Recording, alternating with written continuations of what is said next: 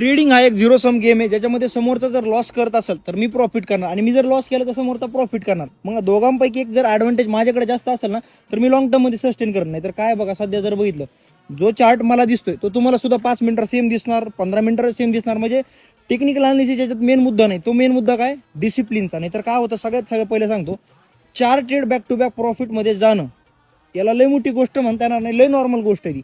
पण 4 ट्रेड नंतर 5व्या ट्रेडमध्ये जर आपला लॉस होतोय आणि तो लॉस न ऍक्सेप्ट केल्यामुळे आपला 4चं पण प्रॉफिट जातंय आणि एक्स्ट्राचं आपलं कॅपिटल सुद्धा घुसतंय, तर मग आपलं डिसिप्लिन नाही आपल्याकडे. त्यामुळे एक्स्ट्राचा ऍडव्हान्टेज काही लागत असेल, हे जो झिरो सम गेम बोललो याच्यात जर आपल्याला जिंकायचं असेल तर एकच आपल्याकडे मेन पॉईंट आहे, तो म्हणजे कोणता माहिती आहे का, डिसिप्लिनचा. आपल्याकडे जर डिसिप्लिन आलं ना आपल्याला कोणी थांबू नाही शकत. बाक टू बाक 5 पण लॉस होऊन द्या, 2-4 ट्रेडमध्ये जरी प्रॉफिट झाला आपण सगळं रिकवर करून पुढे जाऊ शकतो. त्यामुळे डिसिप्लिन जर बिल्ड करायचं असेल तर 2-3 गोष्टी सगळ्यात इम्पॉर्टंट मी पर्सनल लाईफमध्ये पण इम्प्लिमेंट केलं. सगळ्यात पहिलं रूल्स बनवायचे.